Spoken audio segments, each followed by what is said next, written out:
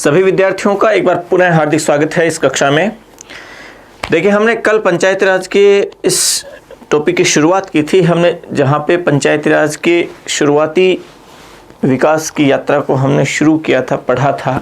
सामुदायिक विकास कार्यक्रम की शुरुआत 1952 में हुई। उसके बाद 1957 में बलवंत राय मेहता समिति उसका गठन किया जाता है, जिसकी रिपोर्ट जो नवंबर 1957 में सौंपी गई, जिसे भारत सरकार ने स्वीकार किया और राज्यों को निर्देश दिया और निर्देश देते हुए कहा कि प्रत्येक राज्य वो अपने राज्य विधानमंडल से ऐसा कोई एक्ट पारित करके पंचायती राज की दिशा में और उसे लागू करने की दिशा में काम करेगा।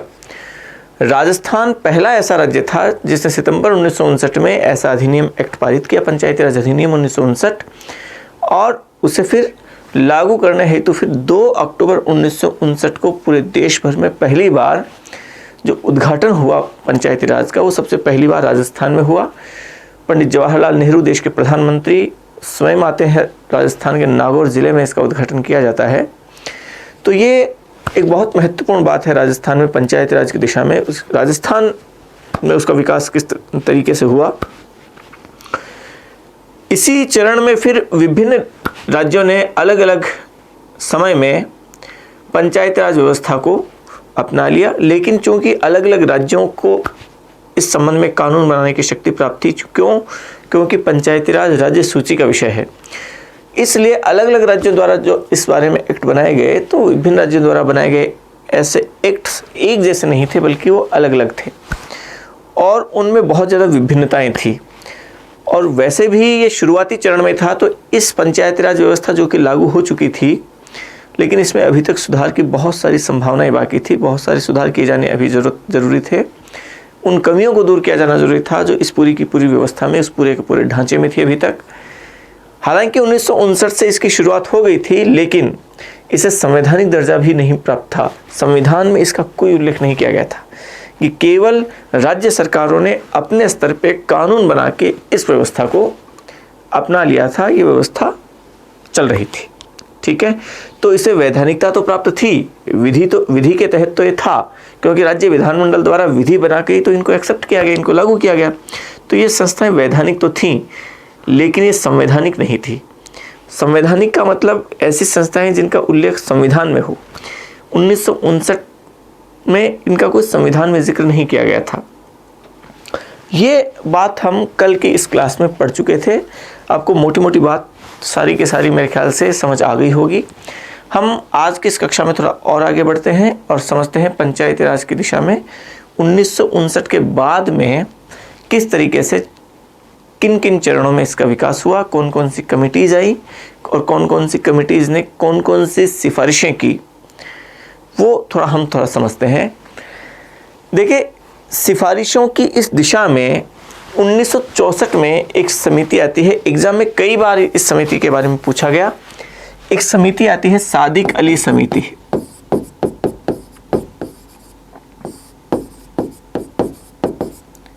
आपने नाम सुना होगा। राजस्थान सरकार द्वारा इस समिति का गठन किया जाता है और यह समिति आती है 1964 में। इस समिति ने 1964 में अपनी रिपोर्ट में कहा, और इस समिति का गठन राजस्थान सरकार ने चूंकि किया था, ये थोड़ा सा विशेष तौर पर ध्यान रखें, और गठन इस उद्देश्य से किया था कि ये समिति इस बात का पता लगाए कि राजस्थान में पंचायती राज व्यवस्था को लागू करने की दिशा में कौन कौन सी कठिनाइयाँ आ रही हैं, मुख्य ऐसी कौन सी समस्याएं हैं जिन समस्याओं की वजह से पंचायती राज वो आगे बढ़ने में थोड़ा सा उसके ऊपर उसके मार्ग में बाधाएं आ रही हैं। उन समस्त बाधाओं के बारे में अध्ययन करने के लिए इस समिति का गठन किया गया था। इस समिति ने अपनी रिपोर्ट में मोटे मोटे तौर पे 2 दिक्कतें बड़े तौर पे बताई। एक तो ये कहा कि पंचायती राज राजस्थान में जो उस पंचायती राज की दिशा में जो सबसे बड़ी बाधा है, वो है जनता की भागीदारी का कम होना। जनता इसके प्रति बहुत ज़्यादा रुचि नहीं रख रही है। जनता की सहभागिता असल में उतनी ज़्यादा नहीं है। उस वजह से पंचायती राज वो उस स्तर तक, उस लेवल तक राजस्थान में सफल नहीं हो पा रहा है जैसी की अपेक्षा की जाती है। दूसरी बात यह कि दूसरा इसने कहा कि जिस तरीके से राजस्थान में जातीय समीकरण है और चुनाव में जातीय समीकरण जिस तरीके से अपनी महत्वपूर्ण भूमिका रखते हैं, उस वजह से भी पंचायती राज को लागू करने की दिशा में अड़चन आ रही है। ये दो बड़ी वजह इस सादिक अली समिति ने अपनी रिपोर्ट में बताई। तो आप आगे हम बढ़ें, मैं समझ रहा हूँ कि एक एक समिति को हम पढ़ें और उसको साथ लिख लें, वो थोड़ा सा ज़्यादा ठीक रहेगा। आप लिखें साथ में, कल का लिखा हुआ था उसके आगे एक लाइन छोड़ें, फिर लिखें सादिक अली समिति 1964। सादिक अली समिति 1964 लिखें, अगली पंक्ति में डैश करके लिखें।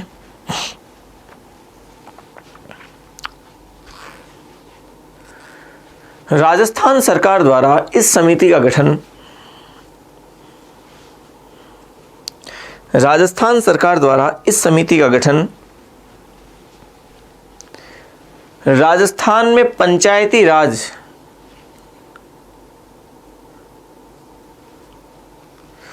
राजस्थान सरकार द्वारा इस समिति का गठन राजस्थान में पंचायती राज को लागू करने में पंचायती राज को लागू करने में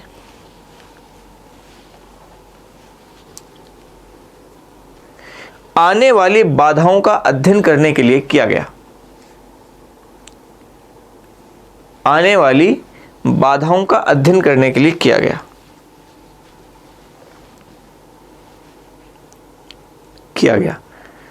लिखें अगली पंक्ति में। इस समिति ने अपनी सिफारिश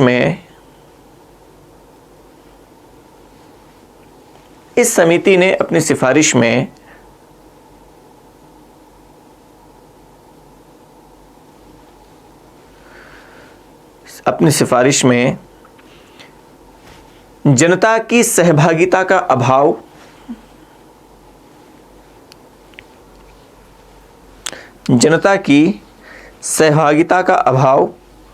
तथा चुनावों में जातीय समीकरण को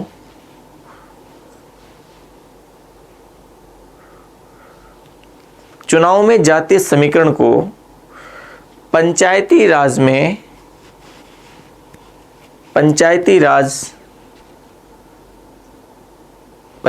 राज के मार्ग में मुख्य बाधा के रूप में माना।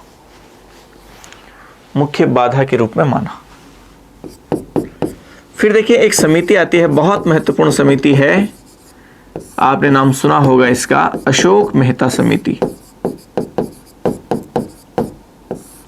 और ये समिति आती है 1977 में। दिसंबर 1977 में इस समिति का गठन किया जाता है, 12 दिसंबर 1977। देखिए आप जानते हैं कि केंद्र सरकार 1977 में सरकार चेंज होती है और पहली बार गैर कांग्रेसी सरकार बनती है, जनता दल की सरकार आती है, मोरारजी देसाई प्रधानमंत्री बनते हैं। 12 दिसंबर 1977 को इस दिशा में अध्ययन करने के लिए, पंचायती राज की दिशा में अध्ययन करने के लिए एक समिति का गठन किया जाता है अशोक मेहता की अध्यक्षता में, जिसमें कई महत्वपूर्ण सदस्य जो इसमें शामिल थे, जिसमें नंबूदरीपाद जो कॉमरेड, ये समझिए कि मार्क्सवादी पार्टी के एक बहुत महत्वपूर्ण लीडर, वो इसके सदस्य थे। इसके अलावा मधु लिमे, वो इसके एक बहुत महत्वपूर्ण सदस्य थे। प्रोफेसर इकबाल नारायण जो राजस्थान यूनिवर्सिटी के कुलपति भी रह चुके हैं, वो इसके सदस्य थे।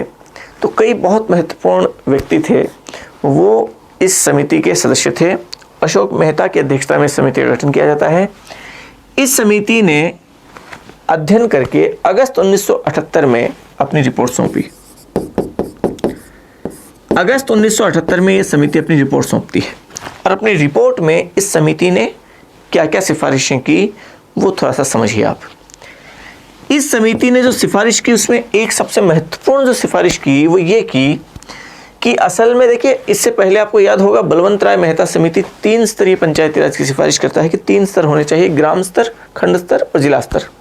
ग्राम स्तर पर ग्राम पंचायत, खंड स्तर पर पंचायत समिति और जिला स्तर पर जिला परिषद।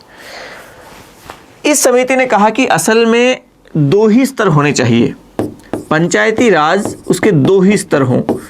द्विस्तरीय पंचायती राज की यह सिफारिश करता है।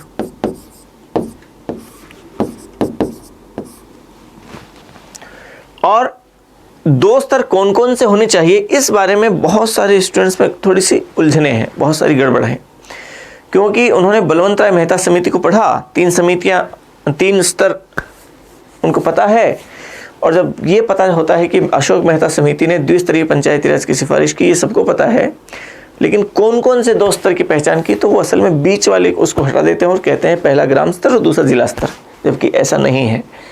ये खास तौर पे ध्यान रखें आप। अशोक मेहता समिति ने इसमें जो 2 स्तर बताए, उसमें जो पहला स्तर बताया वो बताया खंड स्तर, जो 15-20 गांवों को मिलाकर एक खंड स्तर होगा, जिसमें मंडल पंचायत होगी, पंचायत समिति या मंडल पंचायत, उसकी इसने सिफारिश की। पहले स्तर पे तो ये हो, ठीक है, और दूसरे स्तर पे हो जिला स्तर, और जिला स्तर पर जिला परिषद।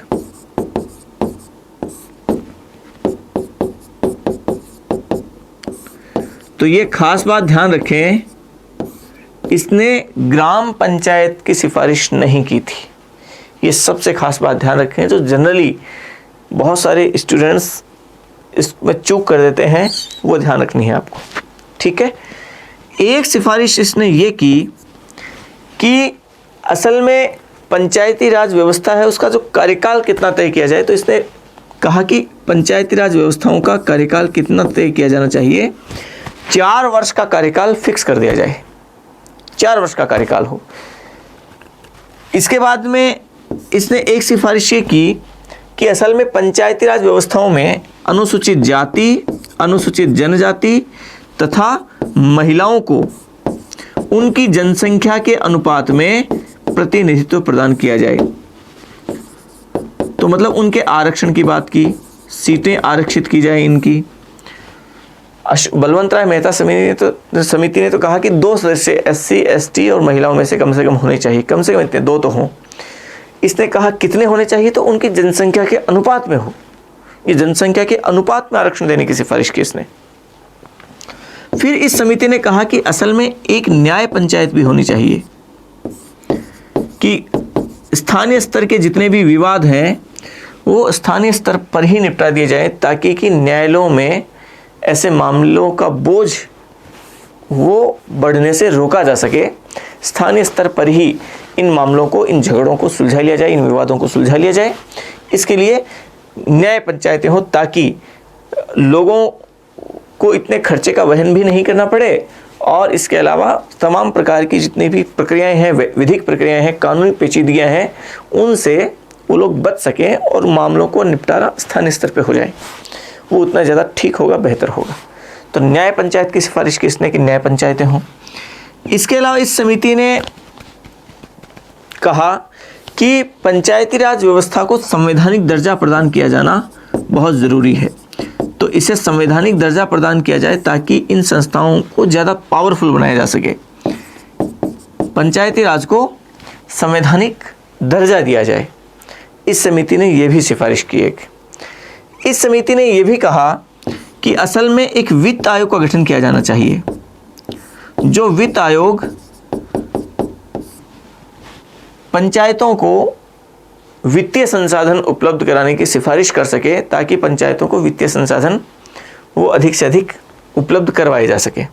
तो इस समिति ने एक सिफारिश ये भी की थी। ये मोटे मोटे तौर पे सिफारिशें हैं इस अशोक मेहता समिति की, ठीक है। तो आप थोड़ा सा लिखे देखें, आप पहले एक पंक्ति छोड़ के लिखें, अशोक मेहता समिति 1977-78, ये लिख लें, वो ठीक रहेगा। हम दोनों बात ये लिख लेंगे उसमें। फिर 1977-78 लिखें आप। इस समिति का गठन मोरारजी देसाई सरकार ने इस समिति का गठन मोरारजी देसाई सरकार ने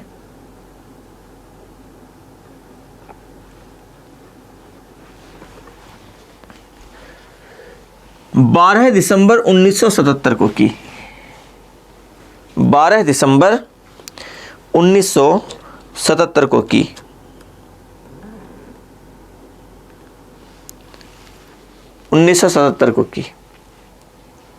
फिर लिखें अगली पंक्ति में, समिति ने अगस्त 1978 में अपनी रिपोर्ट पेश की। समिति ने अगस्त 1978 में अपनी रिपोर्ट पेश की, जिसमें निम्नलिखित सिफारिशें की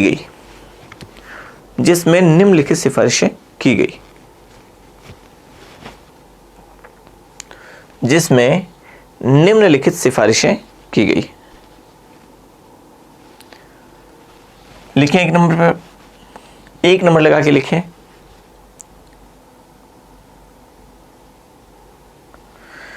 पंचायती राज व्यवस्था द्विस्तरीय होनी चाहिए। इसकी सिफारिशें हम लिख रहे हैं। लिखें 1 नंबर पे, पंचायती राज व्यवस्था द्विस्तरीय होनी चाहिए। द्विस्तरीय होनी चाहिए। लिख लें, पहला स्तर और दूसरा स्तर। पहला खंड स्तर मंडल पंचायत, जिला स्तर जिला परिषद, दोनों लिख लें।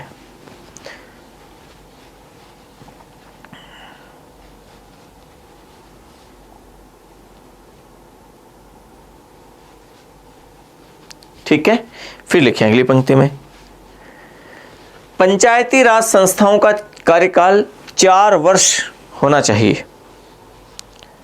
पंचायती राज संस्थाओं का कार्यकाल 4 वर्ष होना चाहिए। 4 वर्ष होना चाहिए। ठीक है, फिर तीसरा लिखें, पंचायतों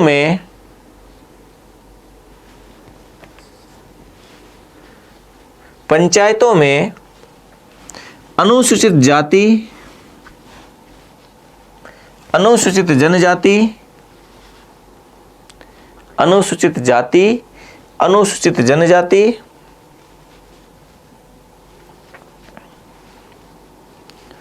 तथा महिलाओं को उनकी जनसंख्या के अनुपात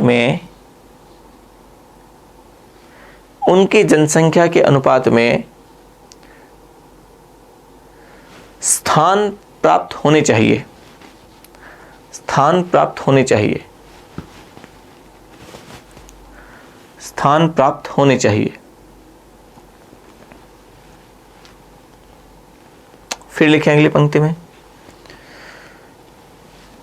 लिखें, स्थानीय स्तर के विवादों के निपटान हेतु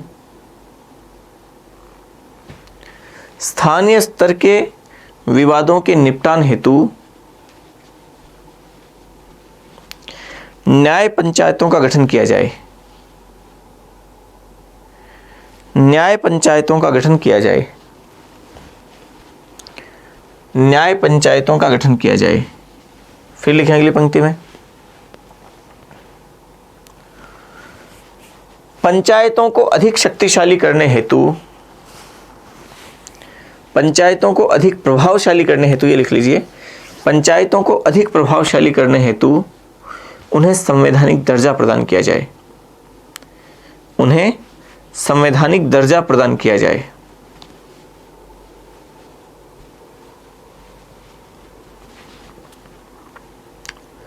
फिर लिखें अगली पंक्ति में, पंचायतों के लिए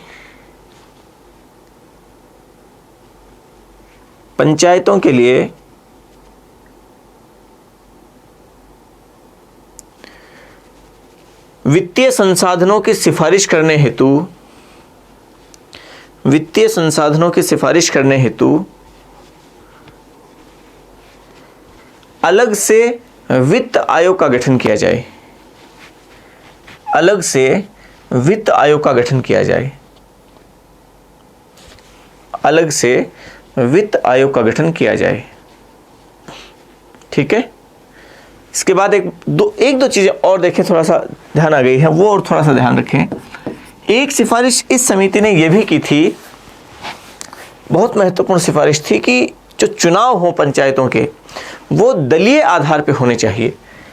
और दलीय आधार पे जब चुनाव होंगे, पार्टियों के आधार पे जब चुनाव होंगे, तो लोगों में असल में राजनीतिक जागरूकता बढ़ेगी। तो दलगत आधार पे पंचायतों के चुनाव होने चाहिए। जैसे लोकसभा और विधानसभा में पार्टियां अपने कैंडिडेट खड़ी करती हैं, वैसे पंचायतों के चुनाव पार्टी के बेस पे हो। इसके अलावा इस समिति ने कहा कि पंचायतों के प्रभाव के मूल्यांकन करने के लिए एक व्यवस्था की जानी चाहिए, जिस व्यवस्था को इसने कहा सामाजिक अंकेक्षण।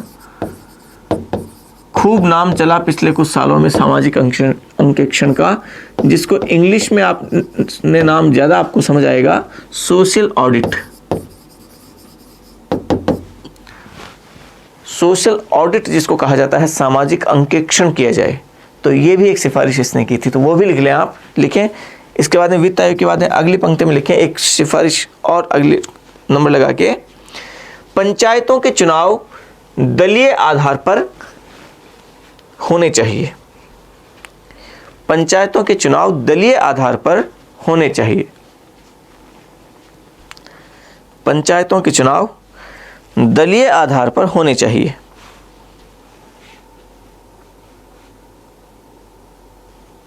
ठीक है, फिर लिखें अगली पंक्ति में, लिखें पंचायतों के प्रभाव का मूल्यांकन करने हेतु, पंचायतों के प्रभाव का मूल्यांकन करने हेतु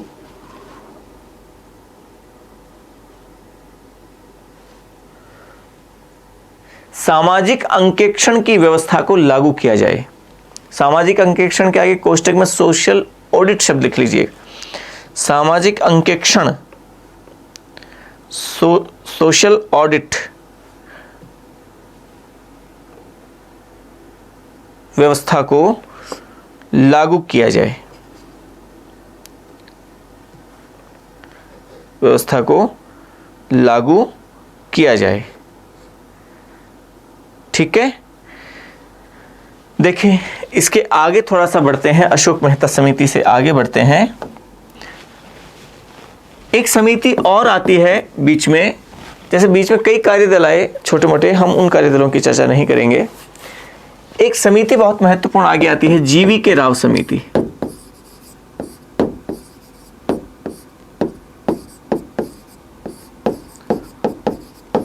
जीवी के राव समिति आती है 1985 में।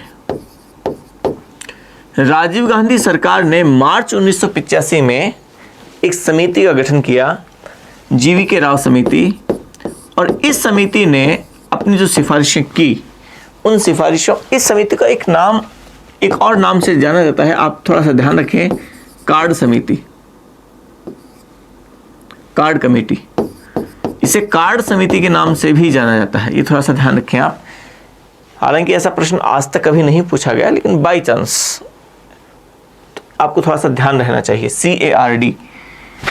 देखिए सिफारिशें इस समिति ने क्या क्या की, 2-3 सिफारिशें थोड़ी सी ज्यादा महत्वपूर्ण है, कई सिफारिशें की थी, लेकिन जो 2-3 सिफारिशें थी वो ज्यादा महत्वपूर्ण थी।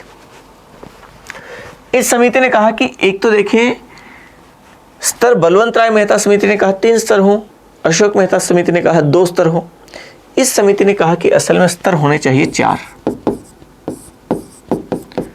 और 4 स्तर कौन कौन से हो, तो पहला इसने कहा ग्राम स्तर,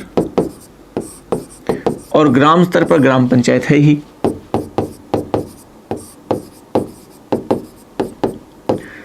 फिर दूसरा स्तर, तो इसने कहा दूसरा स्तर हो खंड स्तर, और खंड स्तर पर पंचायत समिति है ही।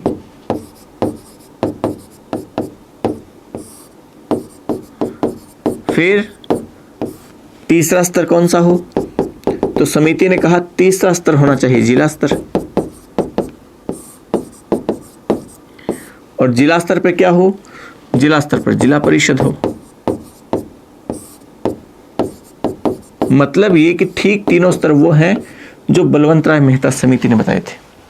लेकिन इसके बाद में इस समिति ने कहा एक चौथा स्तर और भी होना चाहिए, जो राज्य स्तर का होना चाहिए, स्टेट लेवल पर हो, और स्टेट लेवल पर भी एक संस्था का गठन किया जाए जो पंचायती राज व्यवस्था के पूरे क्रियान्वयन को की देखभाल करे, उसको पूरा का पूरा लागू करे।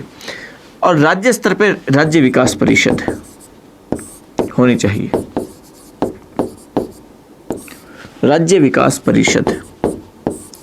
और इस राज्य विकास परिषद में कौन हो, ये खास बात है। इसने कहा कि एक तो इसमें होना चाहिए मुख्यमंत्री हो, वो इसका अध्यक्ष हो,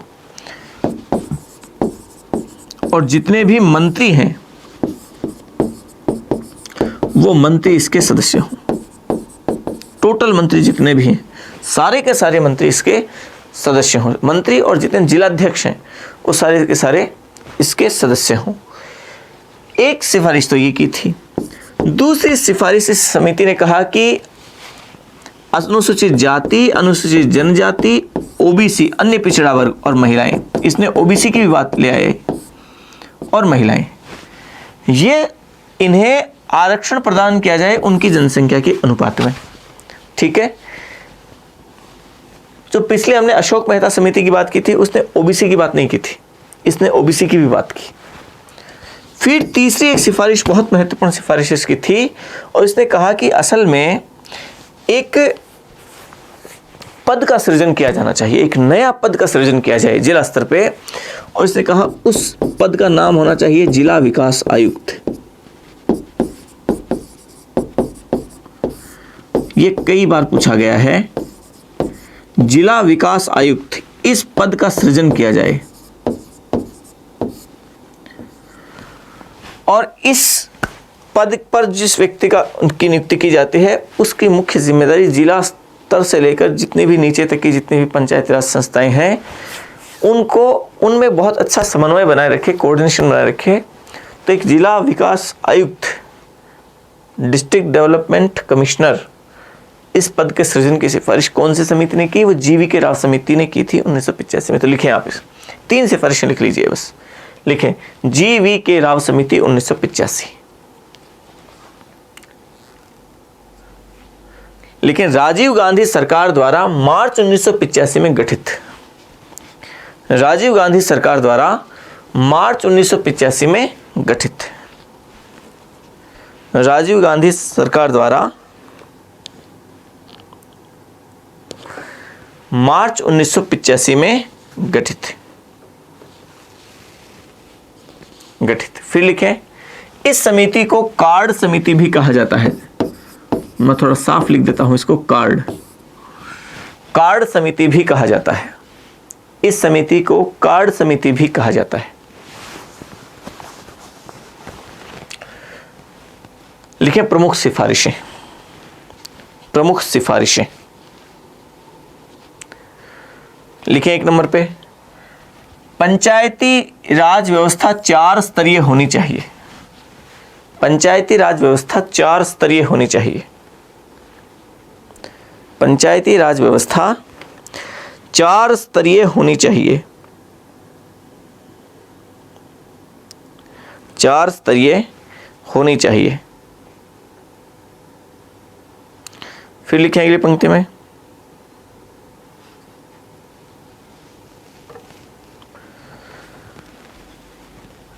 इन चारों को लिख लीजिए आप ऐसे कैसा, पहले तो 1 2 3 4 चारों को ऐसे कैसे लिखे ताकि आपको ये याद रहे। इसके बाद वो आगे वाली बात लिखते हैं।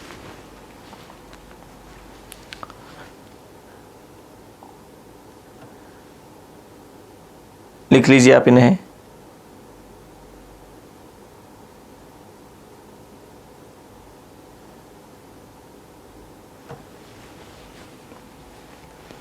ठीक है, लिखें अगली पंक्ति में, लिखें मुख्यमंत्री राज्य विकास परिषद का अध्यक्ष हो तथा समस्त मंत्री उसके सदस्य हों, तथा समस्त मंत्री उसके सदस्य हों। मुख्यमंत्री राज्य विकास परिषद का अध्यक्ष हो तथा समस्त मंत्री उसके सदस्य हों।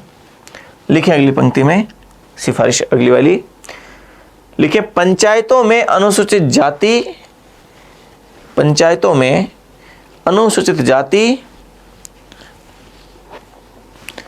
अनुसूचित जनजाति,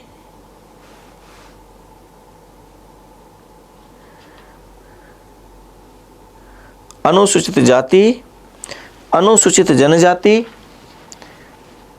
अन्य पिछड़ा वर्ग तथा महिलाओं को उनकी जनसंख्या के अनुपात में आरक्षण प्रदान किया जाए, उनकी जनसंख्या के अनुपात में आरक्षण प्रदान किया जाए, जनसंख्या के अनुपात में आरक्षण प्रदान किया जाए। फिर लिखें,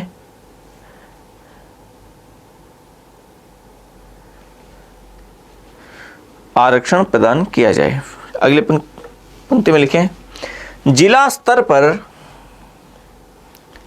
जिला स्तर पर जिला विकास आयुक्त, जिला विकास आयुक्त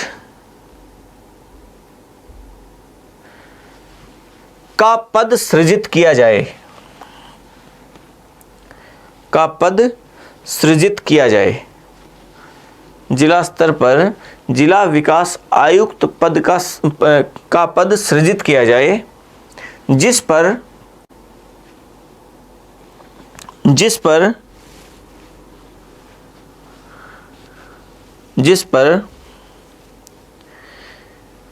जिलाधीश की तुलना में,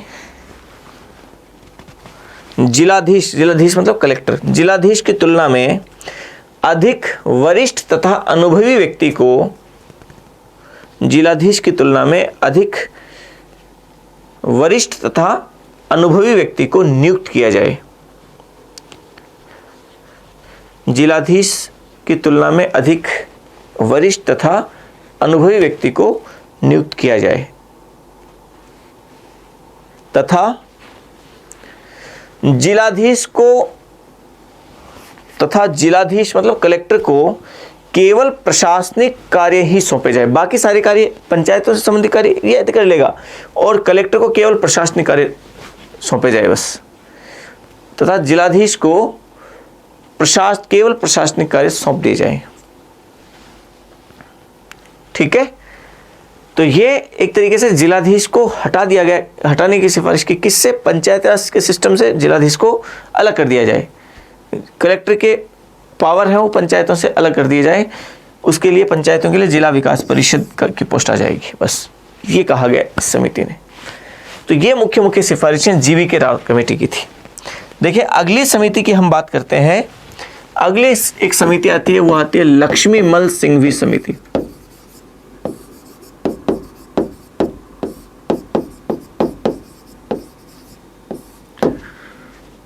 लक्ष्मीमल सिंघवी समिति 1986। इस समिति का गठन किया जाता है 1986 में, और इस समिति ने जो सिफारिशें की वो सिफारिशें कौन कौन सी थी? एक सबसे पहले तो इसने सबसे ज़्यादा जोर दिया संवैधानिक दर्जा दिया जाए पंचायती राज की व्यवस्था को। कहा गया इस समिति की सिफारिश में कि चाहे आप कितनी कोशिश कर लीजिए, पंचायतें तब तक प्रभावशाली नहीं हो सकती, शक्तिशाली नहीं हो सकती, तब तक पंचायतें उतने उस रूप में काम नहीं कर सकती जितना हम चाहते हैं, जब तक कि उन्हें संवैधानिक दर्जा प्रदान नहीं किया जाएगा। क्योंकि यदि उन्हें संविधान में जगह नहीं दी जाएगी, तब तक पंचायतों को समस्त अन्य जितने भी प्रशासनिक ढांचा है वो उसे कमज़ोर मानता रहेगा, उसे तवज्जो नहीं मिलेगी। तो यदि एक बार वो संविधान में शामिल हो गया, संविधान के द्वारा यदि मान लीजिए कोई प्रावधान कर दिए गए, तो चूंकि संविधान सबसे प्रमुख है, तो फिर समस्त प्रशासनिक व्यवस्था को, इन पंचायती राज संस्थाओं को पूरा एक तरीके से उनका वो स्थान वो देने के लिए वो सब बाध्य हो जाएंगे। तो इन्हें संवैधानिक दर्जा दिया जाना चाहिए। इस सिफारिश ने सबसे महत्वपूर्ण रूप से जोर दिया इस पे। इसके अलावा इस लक्ष्मीमल सिंघवी समिति ने कहा कि देखिए, एक वित्त आयोग का गठन तो निश्चित तौर पे किया ही जाना चाहिए ताकि पंचायतों को वित्तीय रूप से सक्षम किया जा सके। ये संस्थाएं यदि सक्षम नहीं है ज़्यादा, इसकी एक बड़ी मूल वजह यह है क्योंकि इन संस्थाओं के पास पर्याप्त रूप से वित्त व्यवस्था नहीं है। और चूंकि इनके पास पर्याप्त रूप से वो वित्त व्यवस्था नहीं है, इनके पास पैसा नहीं है, इसलिए अपने उस वित्तीय उस ज़रूरत के लिए ये संस्थाएं उस प्रशासनिक व्यवस्था या राज्य, ये पूरी तरीके से डिपेंड है उन पे, और यही वजह है कि ये कमज़ोर रहती हैं। तो वित्त आयोग का गठन किया जाए, वो वित्त आयोग सिफारिश करेगा, उतना पैसा जब इनको मिलेगा, पर्याप्त रूप से वित्तीय शक्तिशाली होंगी, तो ये संस्थाएं अधिक सक्षम होंगी कार्य करने के लिए। फिर इसके अलावा इसने कहा कि देखिए, चुनाव है वो दलीय आधार पर बिल्कुल नहीं होने चाहिए। अशोक मेहता समिति ने कहा कि दलीय आधार पर चुनाव हो, इसने कहा दलीय आधार पर तो बिल्कुल चुनाव नहीं होने चाहिए, किसी भी सूरत में नहीं होने चाहिए। फिर इसके अलावा इस समिति ने एक सिफारिश और की कि चुनाव से संबंधित जो विवाद है, चुनावी विवाद, पंचायतों के चुनावी विवाद, इन चुनावी विवादों के निपटारे के लिए पंचायती राज अधिकरण, एक अलग से पंचायती राज अधिकरण की स्थापना की जानी चाहिए। एक ट्रिब्यूनल, पंचायती राज ट्रिब्यूनल, उसका गठन किया जाए जहां पे पंचायतों से संबंधित जितने भी चुनाव संबंधी मामले हैं उनको इसमें सुनवाई हो और ये इसका निर्णय करे। फिर इसके अलावा इसने एक सिफारिश और की कि जितने भी प्रशासनिक अधिकारी हैं, उन प्रशासनिक अधिकारियों के लिए अनिवार्य किया जाए कि वो ग्रामीण क्षेत्र में उनकी सेवा को अनिवार्य किया जाए कि वो एक निश्चित अवधि के लिए ग्रामीण क्षेत्र में वो अपनी सेवाएं देंगे, ताकि उन प्रशासनिक अधिकारियों की जो अनुभव है, उनकी जो योग्यताएं हैं, उनको पंचायती राज के विकास की दिशा में काम लिया जा सके। तो ग्रामीण क्षेत्र में प्रशासनिक अनुभव है उसको तवज्जो दी जाए, ये इस समिति ने एक सिफारिश की थी।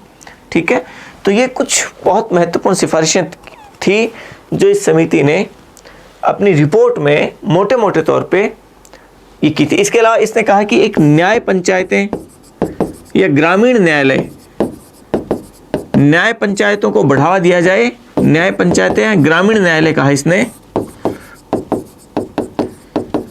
उनको बढ़ावा दिया जाए ताकि विवादों को स्थानीय स्तर पर निपटाएं। लेकिन ये विशेष तौर पे ध्यान रखें कि इन जो ग्रामीण न्यायालय हैं, न्याय पंचायतें हैं, इनमें न्याय करने के लिए जो जिन लोगों को हम शक्ति दे रहे हैं, वो केवल ऐसे ही लोगों को शक्ति दें जिनके पास न्याय से संबंधित, न्याय करने से संबंधित कोई योग्यता हो। शैक्षणिक योग्यता उनके पास होनी ही चाहिए। न्याय के क्षेत्र में उनके पास शैक्षणिक योग्यता हो, केवल वही व्यक्ति वो ऐसे न्याय संबंधी जो पद हैं और न्याय पंचायत के या फिर ग्रामीण न्यायालय के उन पदों पर वो नियुक्त हो, वही लोग ऐसे न्याय करें। मतलब लॉ से संबंधित जिनके पास डिग्री हो वही लोग वहाँ पे नियुक्त किए जाएं। तो ये कुछ बहुत महत्वपूर्ण सिफारिशें थी जो लक्ष्मीमल सिंघवी समिति ने की थी। तो आप लिखें लक्ष्मीमल सिंघवी समिति 1986, लिखें आप इसमें लक्ष्मीमल सिंघवी समिति 1986 लिखें। इस समिति का गठन राजीव गांधी सरकार ने, इस समिति का गठन राजीव गांधी सरकार ने जून 1986 में की थी। जून 1986 में की थी, क्योंकि देखिए पंचायती राज की दिशा में राजीव गांधी बहुत एक्टिव थे और राजीव गांधी चाहते थे कि पंचायती राज व्यवस्था को वो ज़्यादा से ज़्यादा प्रभावशाली बनाया जाए। ये राजीव गांधी बहुत उनके वो था, और आगे उन्होंने क्या और किया वो हम आगे पढ़ेंगे आगे। तो लिखिए आप, देखो 1985 में जीवी के राव कमेटी का गठन किया, 86 में लक्ष्मीमल सिंघवी समिति का किया। तो ये उनकी सक्रियता थी पंचायती राज की दिशा में। लिखिए प्रमुख सिफारिशें लिखिए आप 1 नंबर लगा के, पंचायतों को या पंचायती राज व्यवस्था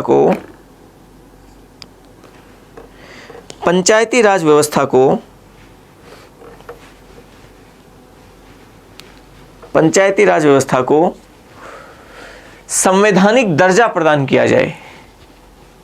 पंचायती राज व्यवस्था को संवैधानिक दर्जा प्रदान किया जाए। दूसरा लिखें,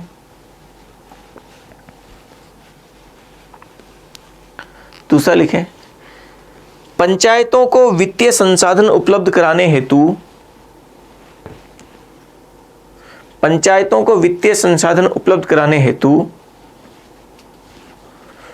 वित्त आयोग का गठन किया जाए। वित्त आयोग का, साथ में इसने यह भी कहा कि उन्हें पंचायतों को यह अधिकार दिए जाने चाहिए कि वो अपने स्थानीय स्तर के कोई भी टैक्स लगा सके, कर लगा सके, करारोपण के उनको अधिकार होने चाहिए। वित्त आयोग का गठन किया जाए तथा पंचायतों को कुछ विषयों पर करारोपण के अधिकार दिए जाए, तथा पंचायतों को कुछ विषयों पर करारोपण के अधिकार दिए जाए, कुछ विषयों पर करारोपण के अधिकार दिए जाए। फिर लिखें अगली पंक्ति में, पंचायतों के निर्वाचन दलीय आधार पर नहीं किए जाएं। दलीय आधार पर इसका विरोध किया। पंचायतों के चुनाव दलीय आधार पर नहीं किए जाएं, दलीय आधार पर नहीं किए जाएं।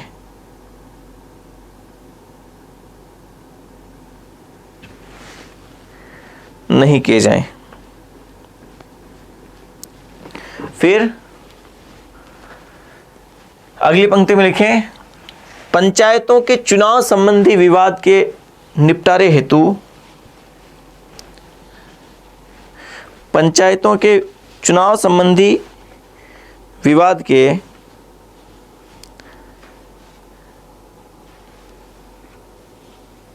निपटारे हेतु पंचायती राज अधिकरण, पंचायती राज अधिकरण का गठन किया जाए। पंचायती राज अधिकरण का गठन किया जाए।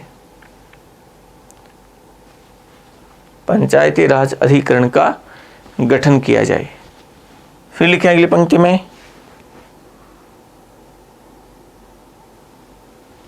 लिखें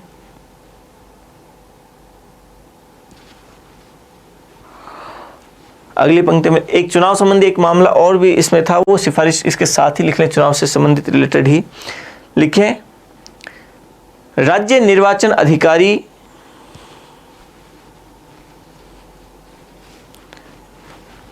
राज्य निर्वाचन अधिकारी यह सुनिश्चित करे कि पंचायतों के चुनाव निश्चित समय पर हो सके, क्योंकि अब तक पंचायतों के चुनाव निश्चित समय पर नहीं हो रहे थे। हम बात करेंगे इसके बारे में आगे। पहले चुनाव 1960 में हो गए, दूसरे 1965 में हुए, लेकिन तीसरे चुनाव 1978 में हुए थे सीधे, चौथे 1981 में हुए थे। तो चुनाव जो थे वो समय निश्चित समय पर नहीं हो रहे थे, इसलिए इसने कहा चुनाव समय पर होने चाहिए, ये बहुत ज़रूरी है। फिर अगली पंक्ति में लिखें, अगली सिफारिश एक और,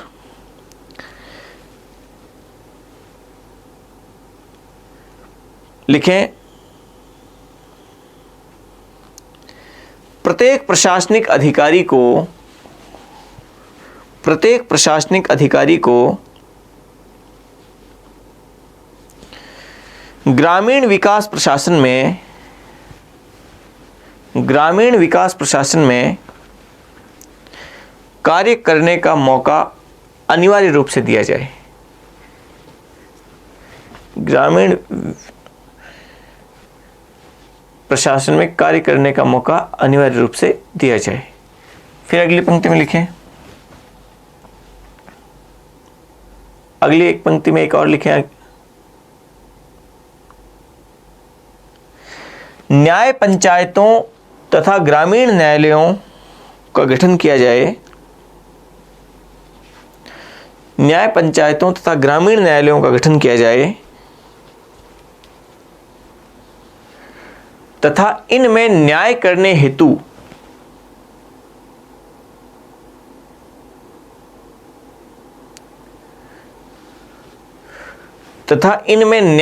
हेतु पदों पर केवल उन्हीं व्यक्तियों को नियुक्त किया जाए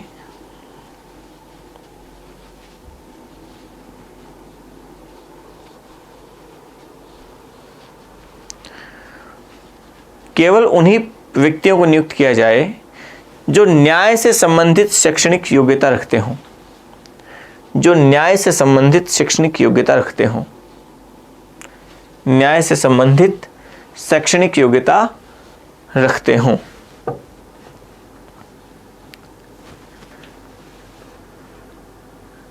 शैक्षणिक योग्यता रखते हो।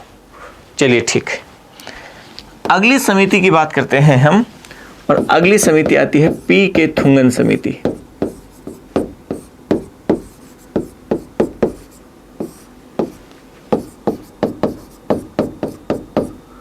पी के थुंगन समिति 1988। देखिए ये समिति जो आई, इस समिति ने जो सिफारिशें की, राजीव गांधी सरकार के समय में ही आई ये समिति भी, और इस समिति ने जो सिफारिशें की, एक पहली सिफारिश तो की कि असल में संवैधानिक दर्जा अब तो दिया ही जाना चाहिए, क्योंकि अब समय आ गया है जब हम पंचायतों को भी संविधान में शामिल करें। दूसरा, इस समिति ने कहा कि वित्त आयोग की सिफारिश इसने फिर से की, वित्त आयोग की पुरजोर सिफारिश की। फिर कहा कि चुनाव प्रत्येक 5 साल से होने बहुत ज़रूरी है, प्रत्येक 5 साल से अनिवार्य किए जाएं चुनाव, और अनिवार्य करने के लिए ज़रूरी है कि हम इन चुनावों के लिए अलग से राज्य चुनाव आयोग, राज्य निर्वाचन आयोग इसका गठन करें। तो राज्य निर्वाचन आयोग का अलग से गठन किया जाए, ये इस समिति ने सिफारिश की। तो ये कुछ 2-3 सिफारिशें थी बहुत महत्वपूर्ण। लिखिए पी के थुंगन समिति 1988, पी के थुंगन समिति 1988 लिखें इसमें। अच्छा, इसने एक सिफारिश और भी की थी कि असल में जिला स्तर को मुख्य इकाई बनाई जाए। जिला परिषद जो है जिला स्तर पर, इसको मुख्य इकाई बनाए, मुख्य जोड़ दिया जाए कि इस समिति, इसे पूरे पावर दे दे हम, जिला स्तर के जो जिला परिषद है इसको पावर की इकाई बनाई जाए मुख्य, और यहाँ से पूरी की पूरी प्रशासनिक ढांचे को इतना, पूरी की पूरी पंचायती राज के ढांचे को इतना ज़्यादा मजबूत किया जाए कि ये पूरे के पूरे ज़िले में पंचायती राज व्यवस्था को पूरी तरीके से संचालित करें और इसका विकास करें। इसके अलावा जो जिलाधीश है, जिला कलेक्टर है, इसको ये पावर दिए जाए। जिला परिषद के जो पावर है वो उसके देखरेख के वो जिलाधीश के अंडर में कर दिए जाए। तो इसने वापस जिलाधीश को इसमें पावर देने की सिफारिश की। तो ये लिखे आप पहला, पी के थुंगन समिति 1988 लिखे आप पहला, पंचायतों को संवैधानिक दर्जा प्रदान किया जाए। पंचायतों को संवैधानिक दर्जा प्रदान किया जाए।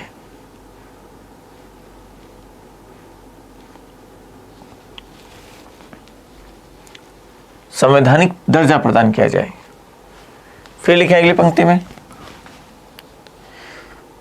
वित्त आयोग का गठन किया जाए। वित्त आयोग का गठन किया जाए।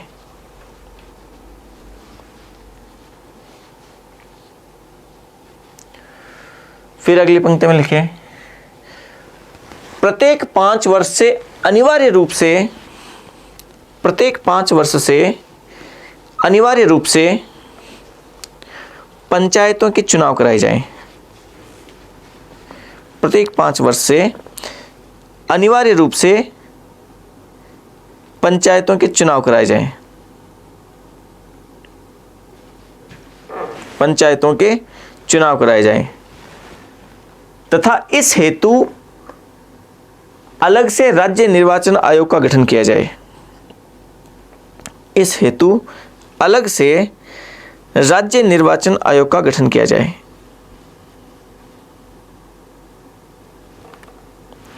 राज्य निर्वाचन आयोग का गठन किया जाए।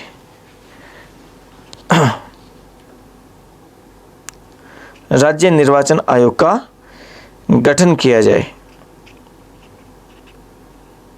ठीक है,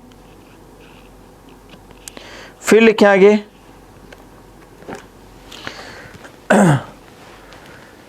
लेकिन जिला परिषद को पंचायती राज व्यवस्था की मुख्य इकाई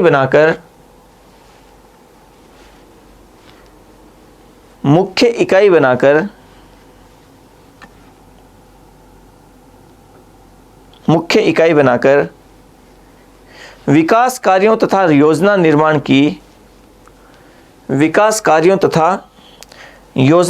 की मुख्य इकाई के रूप में विकसित किया जाए। योजना निर्माण की मुख्य संस्था के रूप में विकसित किया जाए। मुख्य संस्था के रूप में विकसित किया जाए तथा जिलाधीश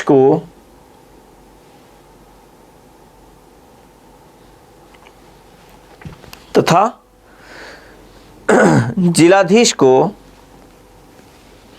जिला परिषद का मुख्य कार्यकारी अधिकारी, जिलाधीश को जिला परिषद का मुख्य कार्यकारी अधिकारी, सीईओ जिसको कहते हैं, बनाया जाना चाहिए, बनाया जाए, मुख्य कार्यकारी अधिकारी बनाया जाए।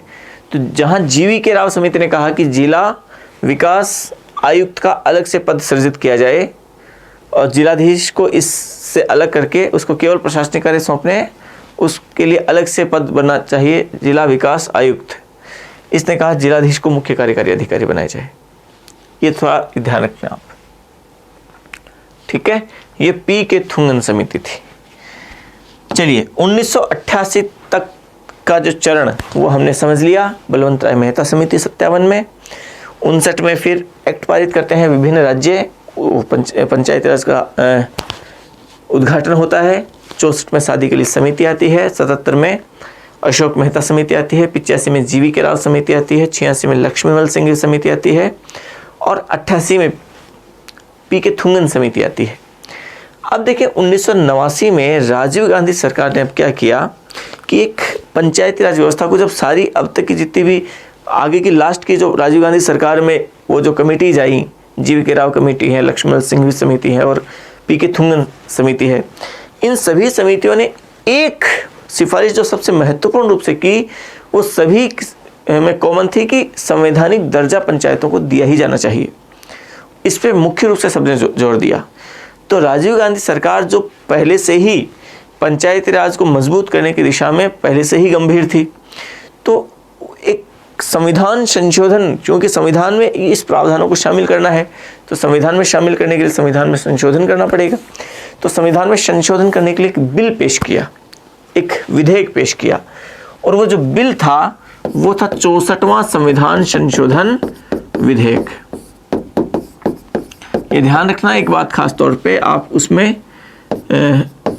कंफ्यूज हो सकते हैं। संविधान 64वां संविधान संशोधन तो अलग बात है, 64वां संविधान संशोधन विधेयक अलग बात है। विधेयक में और अधिनियम में अंतर हमने पहले बात कर ली थी इस बारे में। ये विधेयक है, विधेयक मतलब किसी एक्ट बनने के लिए जो पहले संसद में लाया जाता है वो विधेयक लाया जाता है, वो जब पारित हो जाता है, राष्ट्रपति के साइन हो जाते हैं, तब वो अधिनियम बनता है।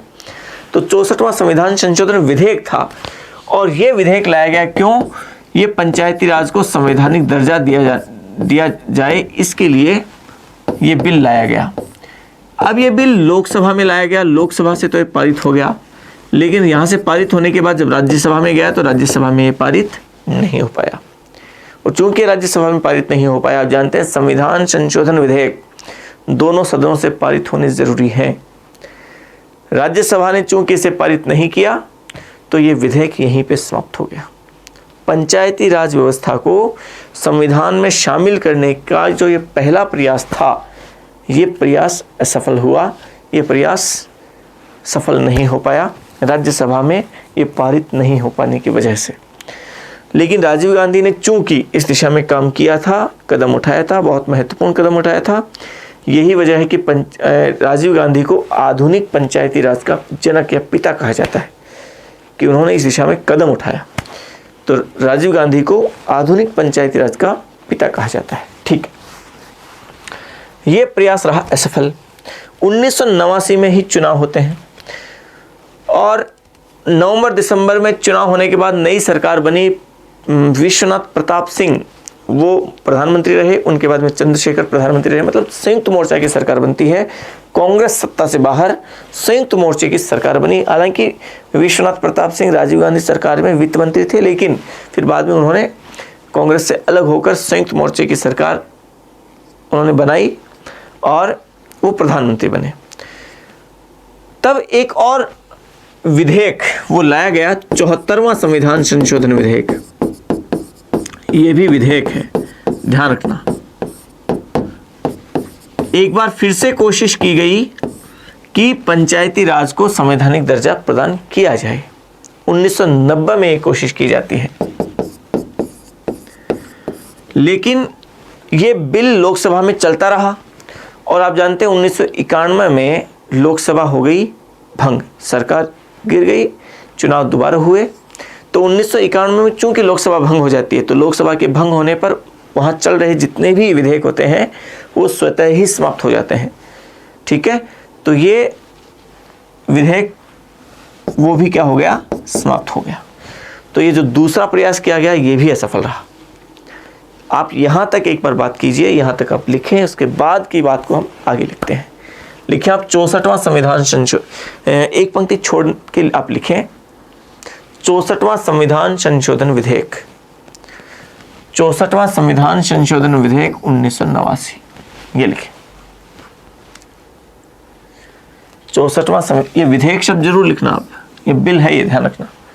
64वां संविधान संशोधन विधेयक 1989।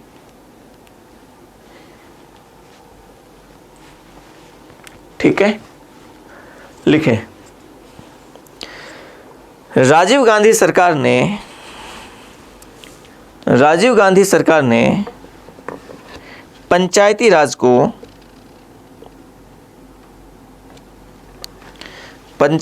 को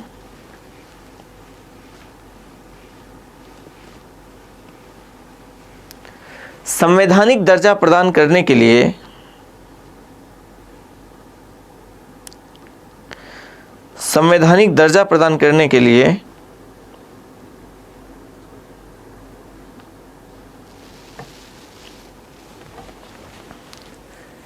लोकसभा में 64वां संविधान संशोधन विधेयक पेश किया। लोकसभा में 64वां संविधान संशोधन विधेयक पेश किया।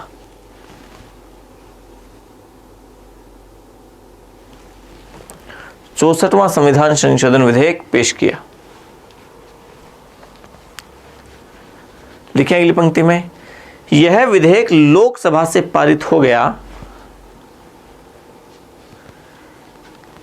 लेकिन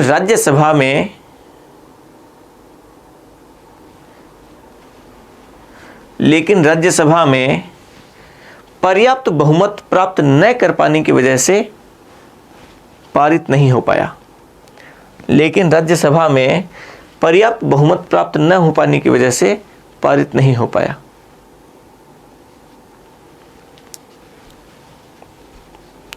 पर्याप्त बहुमत प्राप्त न हो पाने की वजह से पारित नहीं हो पाया।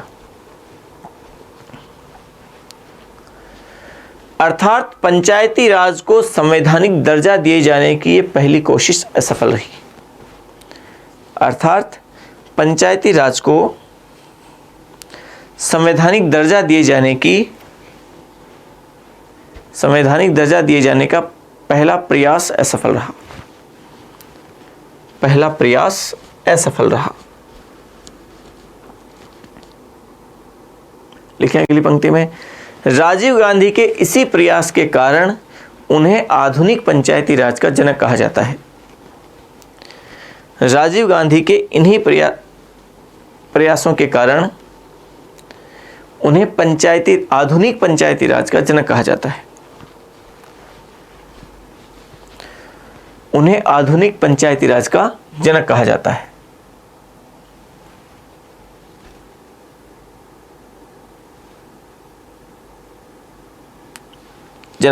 लिखिए अगली पंक्ति में, एक बात और भी लिख लें। देखिए ये असफल जरूर रहा, लेकिन 73वां जो संविधान संशोधन हुआ उस पर पूरी तरीके से इसका प्रभाव है। यही एक तरीके से रिवाइज हुआ था उस समय। तो लिखिए आप 73वें संविधान संशोधन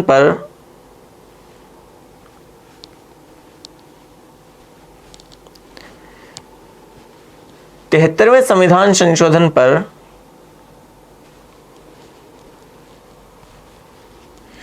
इस विधेयक का 73वें संविधान संशोधन पर इस विधेयक का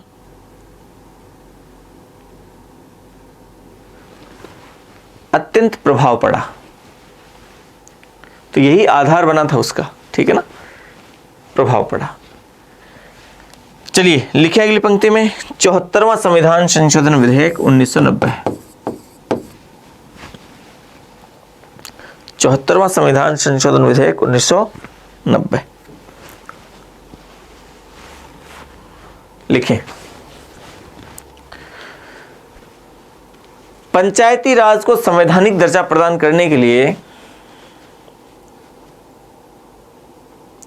पंचायती राज को संवैधानिक दर्जा प्रदान करने के लिए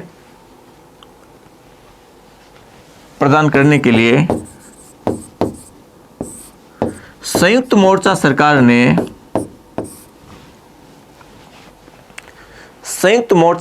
ने 74वां संविधान संशोधन विधेयक 1990 में पेश किया। 1990 में लोकसभा में पेश किया। 74वां संविधान संशोधन विधेयक 1990 में पेश किया। 1990 में लोकसभा में पेश किया।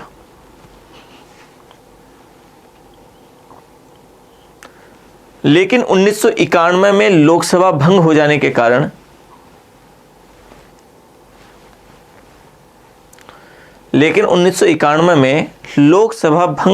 कारण यह विधेयक स्वतः समाप्त हो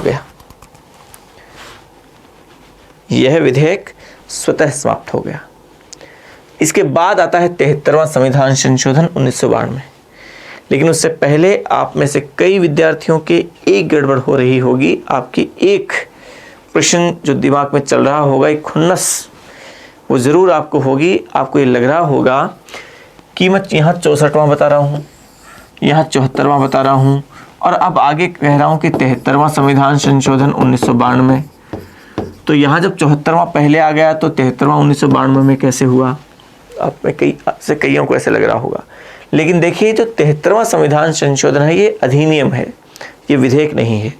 अधिनियम में और विधेयक में फ़र्क होता है। मैं थोड़ा सा आपको बता देता हूँ यहाँ पे कि संविधान संशोधन जो होते हैं उसमें पहले संविधान संशोधन करने के लिए संसद में कोई भी विधेयक पेश किया जाएगा कि संविधान संशोधन करना है, तो संसद में कोई कच्चा माल तो आएगा ना। मान लीजिए, मैं थोड़ा बता देता हूँ आपको। मान लीजिए 1951 में पहला संशोधन करने के लिए प्रथम संविधान संशोधन विधेयक वो लाया गया संसद में, ठीक है, पारित कर दिया संसद ने, दोनों सदनों ने, राष्ट्रपति ने साइन कर दिए। तो ये पहला प्रथम संविधान संशोधन अधिनियम बन गया, कोई दिक्कत नहीं है। 1951 में बन गई, ठीक है। अब मान लीजिए एक फिर कुछ समय बाद में फिर लगा कि हमें संविधान में कुछ और संशोधन करने चाहिए। मान लीजिए 1952 में फिर दूसरा संविधान संशोधन विधेयक पेश किया। लेकिन मान लीजिए ये पारित नहीं हो पाया, संसद में किसी भी वजह से विरोध हुआ, पारित नहीं किया, लोकसभा में नहीं हुआ, राज्यसभा में कहीं भी मान लीजिए ये पारित नहीं हुआ। तो ये पारित नहीं हुआ तो ये अधिनियम बनेगा क्या?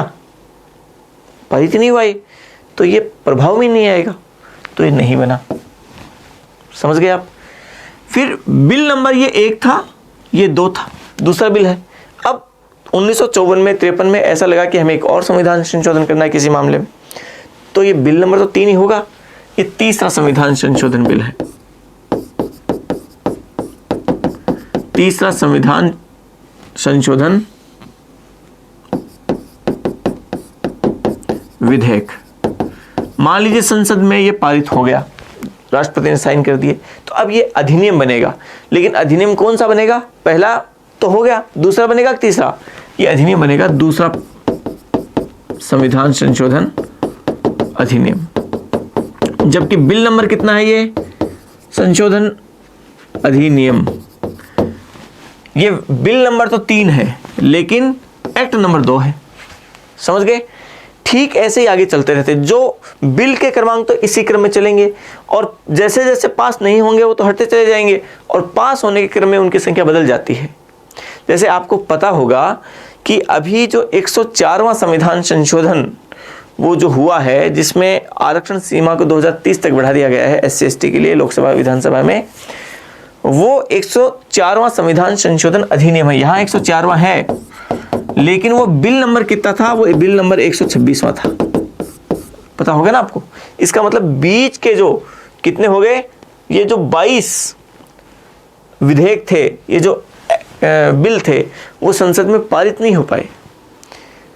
तो ये यहाँ बिल नंबर क्रमांक उसका 126वां है लेकिन एक्ट नंबर क्रमांक उसका 104वां है। ठीक वैसे ही आप यूँ समझिए कि 64वां पारित ही नहीं हुआ, ऐसे 65वां भी आया, वो भी पारित नहीं हुआ था, आपको पता होगा ये। फिर 74वां ये भी पारित नहीं हुआ, ठीक है ना। तो ये 73वां संविधान संशोधन बिल नंबर आगे था, वो जो भी था 78 था कि 80 था, जो भी था, लेकिन जब पारित हुआ तो वो कितने नंबर पे आ गया? पारित हुआ 73 नंबर पे आया ना। इस तरीके से ये 73वां संविधान संशोधन अधिनियम है, ये पारित होने के क्रम में है, ये एक्ट है, बिल नहीं है। बिल नंबर तो आगे रहा हो जो भी था। तो अब हम आगे बात करते हैं उस संदर्भ में। मैं समझता हूँ आपको समझ आ गया होगा ये। फिर देखें 73वां संविधान संशोधन।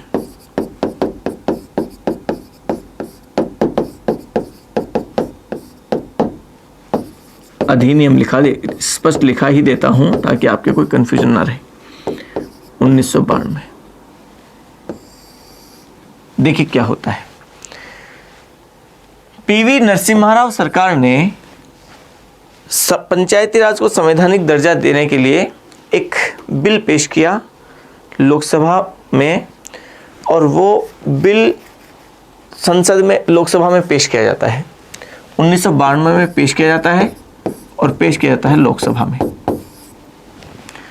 अब लोकसभा में इसे पेश कर दिया गया, दोनों सदनों में किसी प्रकार का कोई डिस्प्यूट ज़्यादा ना हो, इसके लिए दोनों सदनों में इस पर विचार करने के लिए एक समिति का गठन किया गया, संसदीय समिति, संयुक्त समिति। और वो जो समिति जिसमें दोनों सदनों के सदस्य शामिल थे, उसमें इस बिल पे विचार करने के लिए उसके जो अध्यक्ष थे वो थे नाथूराम मिर्धा। ये भी नागौर से सांसद थे, ध्यान रखें। नागौर का पंचायती राज से गहरा संबंध रहा है। 1959 में पंचायती राज का उद्घाटन नागौर में होता है। 1992 में जो 73वां संविधान संशोधन अधिनियम पारित हुआ, उससे पहले जो संसद में कार्रवाई चल रही थी उस दिशा में, उसको पारित करने की दिशा में, उस संसदीय स्थायी समिति जो संयुक्त समिति बनी थी, उस समिति के अध्यक्ष में नागौर के जो सांसद थे नाथूराम मिर्धा, वो इस समिति के अध्यक्ष थे। ये थोड़ी खास बात ध्यान रखनी है आपको। नागौर को हमेशा पंचायती राज की दिशा में एक तरीके से वो विशेष उसका स्थान रहा है, विशेष योगदान रहा है, उसे विशेष तवज्जो मिली है। तो नाथूराम मिर्धा की अध्यक्षता में वो संसदीय समिति ने अपनी रिपोर्ट दी। उसके बाद में संसद के दोनों सदनों से दिसंबर 1992 में ये दोनों सदनों से संसद से पारित हो गया। संसद के दोनों सदनों से पारित हो जाता है ये।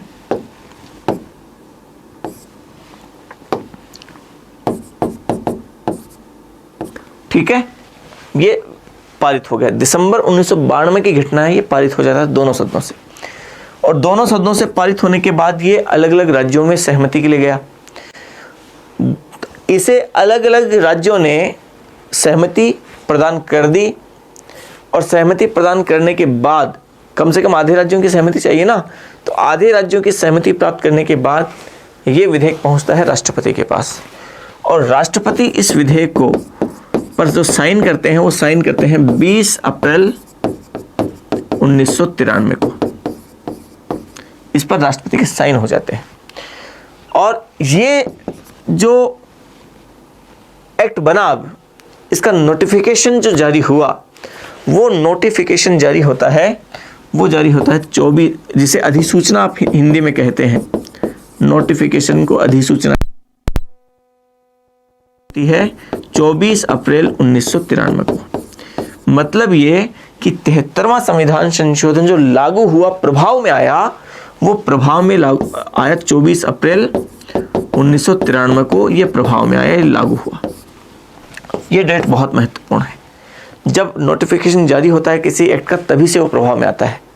तो इस दिन ये प्रभाव में आया, और चूंकि इस दिन पंचायती राज व्यवस्था अस्तित्व में आई, प्रभाव में आई, संवैधानिक दर्जा प्रदान करने के बाद में, इसलिए इस 24 अप्रैल की तिथि को एक बहुत महत्वपूर्ण तिथि मानते हुए राष्ट्रीय पंचायत दिवस के रूप में मनाया जाता है। इसीलिए 24 अप्रैल को राष्ट्रीय पंचायत दिवस के रूप में घोषित किया गया। ये राष्ट्रीय पंचायत दिवस 24 अप्रैल, ये ध्यान इसीलिए क्योंकि इस दिन ये प्रावधान लागू हुआ था। अब चूंकि संविधान संशोधन करने की पावर तो संसद को है, उसने संविधान संशोधन कर दिया, राज्यों से सहमति मिल गई, राष्ट्रपति ने साइन कर दिए, नोटिफिकेशन जारी हो गया। लेकिन संविधान में, अच्छा यहाँ ध्यान रखें, पहले आप ध्यान रखें, संविधान में क्या किया गया कि एक भाग जोड़ा इसमें, और संविधान में भाग जोड़ते हुए एक नया भाग जोड़ा, भाग 9। भाग 9 असल में वैसे तो पूरी तरीके से नया नहीं था, भाग 9 पहले था ही था 1950 में, लेकिन 1956 में 7वें संविधान संशोधन में भाग 9 को समाप्त कर दिया गया था। तो 1956 से लेकर 1992 तक ये भाग 9 संविधान में नहीं था। आर्टिकल 243 जिसको हम कहते हैं, वो एक ही आर्टिकल था, डी श्रेणी के राज्यों का प्रशासन कैसे चलेगा, वो उसमें दिया गया था, और वो समाप्त था, अब तक डीएक्टिवेट था। इसी भाग 9 को पुनः एक्टिवेट किया जाता है एक नए नाम के साथ, एक नए शीर्षक के साथ। और भाग 9 में चूंकि एक ही आर्टिकल था, तो अब इसमें कुछ और नए आर्टिकल जोड़े गए। तो 243 तो वापस जोड़ा ही गया नए मैटर के साथ, और इसके साथ 243 कै, 243 ख, 243 ग, ऐसे करके आगे 243 अण तक कुल 16 आर्टिकल इसमें शामिल कर दिए गए भाग 9 में। और इसका शीर्षक जो रखा गया, वो शीर्षक रखा गया पंचायतें। पंचायतें नाम से एक शीर्षक दिया गया भाग 9 को, पूरे के पूरे भाग 9 को। ठीक है, इस तरीके से भाग 9 शामिल होता है संविधान में। चलिए ठीक है, यहाँ तक ठीक है। इसके साथ एक चीज और भी जोड़ी गई, वो भी ध्यान रख लें, एक 11वीं अनुसूची जोड़ी गई थी, और 11वीं अनुसूची में 29 विषय शामिल किए गए, और उन 29 विषयों को पंचायतों को के लिए शामिल किए गए कि पंचायतों को ये विषय सौंपे जाएंगे, ताकि पंचायतें इन विषयों पर कोई भी कानून बना सके, उन्हें लागू कर सके, उस दिशा में काम कर सके। तो 11वीं अनुसूची जोड़ी जाती है। ये 73वें संविधान संशोधन द्वारा ये ऐसा मोटे मोटे तौर पे कर लिया जाता है। लेकिन आप जानते हैं संविधान संशोधन तो संसद ने कर दिया, लेकिन चूंकि पंचायती राज राज्य सूची का विषय है, तो राज्य सूची का विषय होने की वजह से इस दिशा में अब कानून कौन बनाएगा? कानून संसद बना नहीं सकती। कानून बनाने की पावर वो किसको प्राप्त है? वो राज्य सरकारों को प्राप्त है, राज्य विधानमंडलों को प्राप्त है। और भाग 9 में दिए गए इन आर्टिकल्स के तहत, इन आर्टिकल्स में जो जो प्रावधान किए गए, उन प्रावधानों के अधीन रहते हुए, इन प्रावधानों से संगत रहते हुए राज्य विधानमंडल कोई भी कानून बनाकर और वो प्रावधान अपने अपने राज्यों में लागू करेंगे। ठीक है, तो बेसिक बातें थी जो संविधान में सभी राज्यों पर एक जैसी लागू की गई, वो तो सभी राज्यों में एक जैसी है, लेकिन कुछ बातें वो अलग अलग भी हो सकती है, वो हम सारी बात आगे कर लेंगे। तो इस तरीके से अब यहाँ पे संसद ने एक बात ये कही गई इस नोटिफिकेशन में कि ठीक है, आज से लागू होता है, प्रभावी होता है, और सभी राज्य 1 साल की अवधि उन्हें दी जाती है। उस 1 साल की अवधि में सभी राज्य अपने राज्य विधानमंडल से विधि बनाकर, विधि पारित कर कानून बनाकर इन प्रावधानों को एक्टिवेट करेंगे, लागू करेंगे, इन्हें अपने अपने राज्यों में प्रभावी करेंगे। तो इस दिशा में फिर राजस्थान की अगर हम बात करें तो राजस्थान ने ये देखिए 24 अप्रैल 1993 से 1 साल की अवधि दी गई, और राजस्थान सरकार ने फिर 23 अप्रैल 1994 को राज्य विधानमंडल से विधि बनाकर राजस्थान पंचायती राज अधिनियम 1994 में वो पारित किया। आखिरी दिन 1 साल का समय दिया गया था, आखिरी दिन है ये पारित करके इसे यहाँ पे राजस्थान में लागू किया गया। तो राजस्थान पंचायती राज अधिनियम 1994 वो प्रभावी होता है 23 अप्रैल 1994 से। ठीक है, तो हम इन बातों को थोड़ा सा लिख लेते हैं, उसके बाद हम थोड़ा आगे बढ़ेंगे। तो एक लाइन छोड़ के आगे लिखें 73वां संविधान संशोधन अधिनियम 1992। 73वां संविधान संशोधन अधिनियम 1992। 1992 लिखें आप इसमें।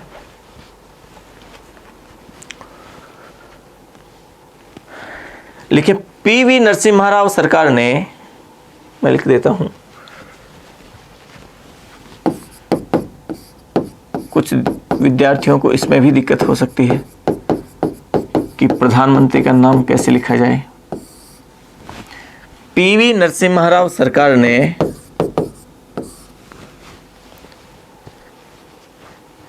पंचायती राज व्यवस्था को संवैधानिक दर्जा प्रदान करने के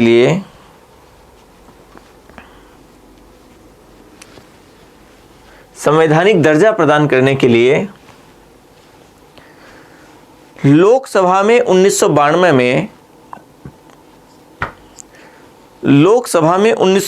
में संविधान संशोधन विधेयक प्रस्तुत किया। संविधान संशोधन विधेयक प्रस्तुत किया। संविधान संशोधन विधेयक प्रस्तुत किया। फिर लिखें अगली पंक्ति में,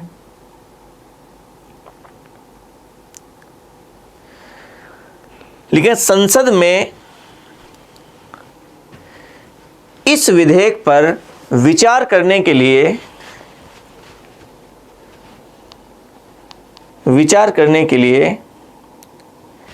नाथूराम मिर्धा की अध्यक्षता में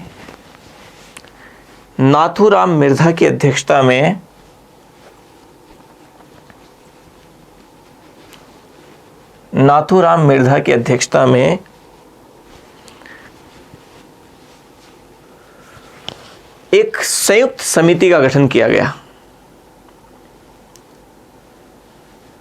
एक संयुक्त समिति का गठन किया गया।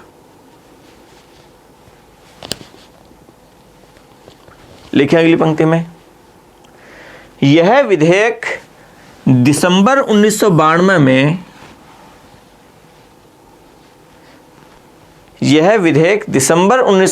में संसद के दोनों सदनों से पारित हो गया। संसद के दोनों सदनों मतलब लोकसभा भी और राज्यसभा भी, संसद के दोनों सदनों से पारित हो गया। दिसंबर 1992 में संसद के दोनों सदनों से पारित हो गया। लिखिए अगली पंक्ति में, इसके उपरांत इस विधेयक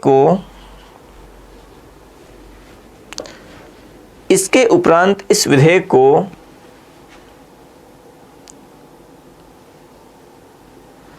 अगले कुछ महीनों में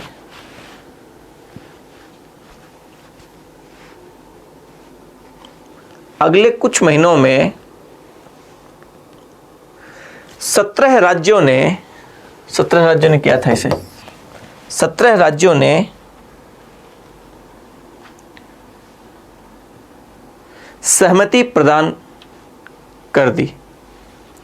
17 राज्यों ने सहमति प्रदान कर दी।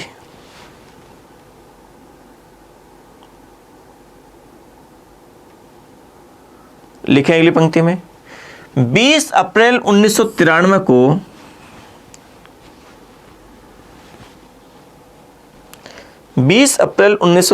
को इस विधेयक पर राष्ट्रपति ने हस्ताक्षर कर दिए। इस विधेयक पर राष्ट्रपति ने हस्ताक्षर कर दिए।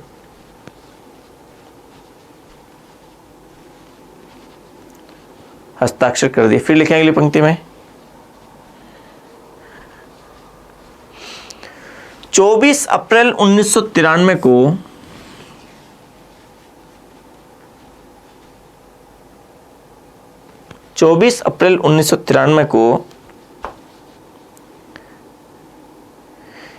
इस अधिनियम की अधिसूचना जारी की गई।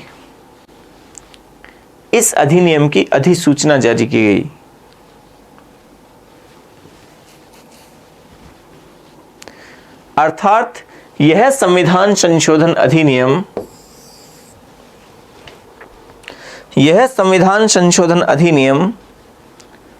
24 अप्रैल 1993 से लागू हुआ। 24 अप्रैल 1993 से लागू हुआ। 24 अप्रैल 1993 से लागू हुआ।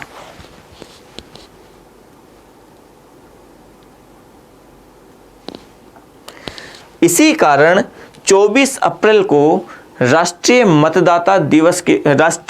पंचायत दिवस के रूप में, मतदाता दिवस तो 25 जनवरी है, क्योंकि उस दिन राष्ट्रीय चुनाव आयोग का गठन किया गया था 25 जनवरी 1950 को। वो हम फिर कभी बात करेंगे उस दिशा में। इसी कारण 24 अप्रैल को राष्ट्रीय पंचायत दिवस के रूप में घोषित किया गया। राष्ट्रीय पंचायत दिवस के रूप में घोषित किया गया।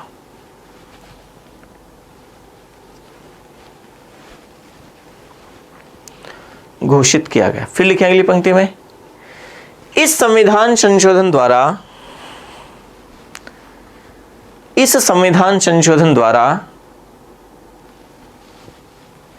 संविधान में भाग 9 को रोमन लिपि में लिखना है।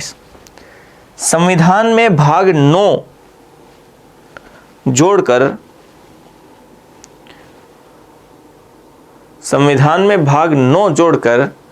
उसके तहत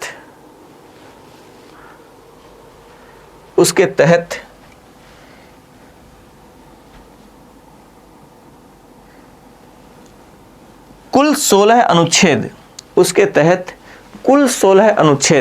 और 16 अनुच्छेद के आगे कोष्टक में लिख लीजिए, अनुच्छेद 243 से 243 अण तक, उसके अंतर्गत कुल 16 अनुच्छेद,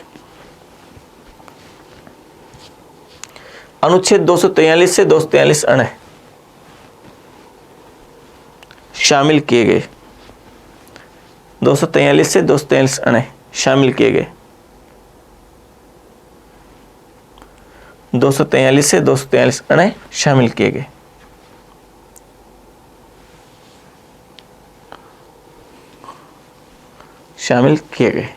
फिर लिखें अगली पंक्ति में, इसके अलावा संविधान में 11वीं अनुसूची जोड़कर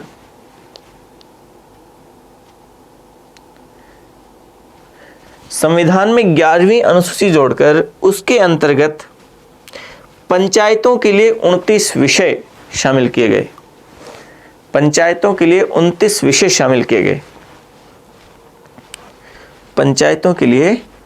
29 विषय शामिल किए गए।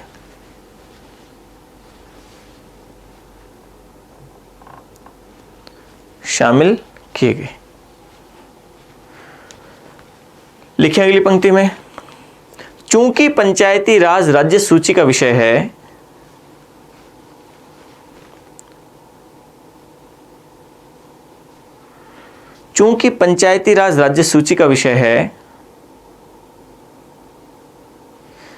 अतः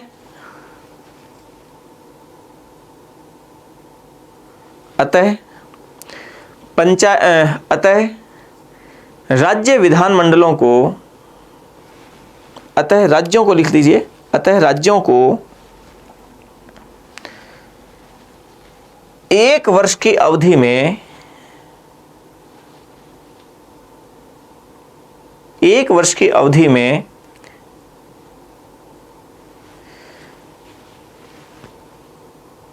भाग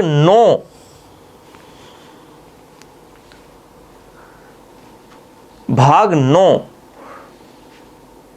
से संबंधित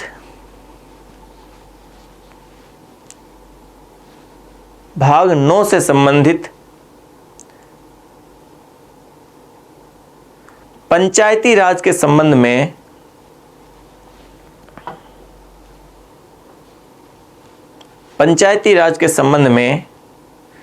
संगत विधि मतलब उसके अपोजिट नहीं होनी चाहिए, भाग 9 से अपोजिट नहीं होनी चाहिए, संगत विधि बनाने हेतु निर्देशित किया गया।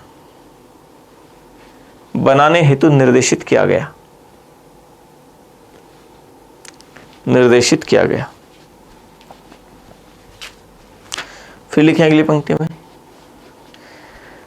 राजस्थान सरकार ने 23 अप्रैल 1994 को 23 अप्रैल 1994 को राजस्थान पंचायती राज अधिनियम, इन्वर्टेड कॉमा में लिख लेना, राजस्थान पंचायती राज अधिनियम 1994, राजस्थान पंचायती राज अधिनियम 1994 लागू कर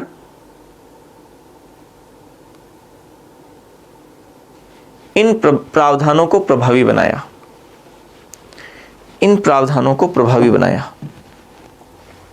लागू कर इन प्रावधानों को प्रभावी बनाया।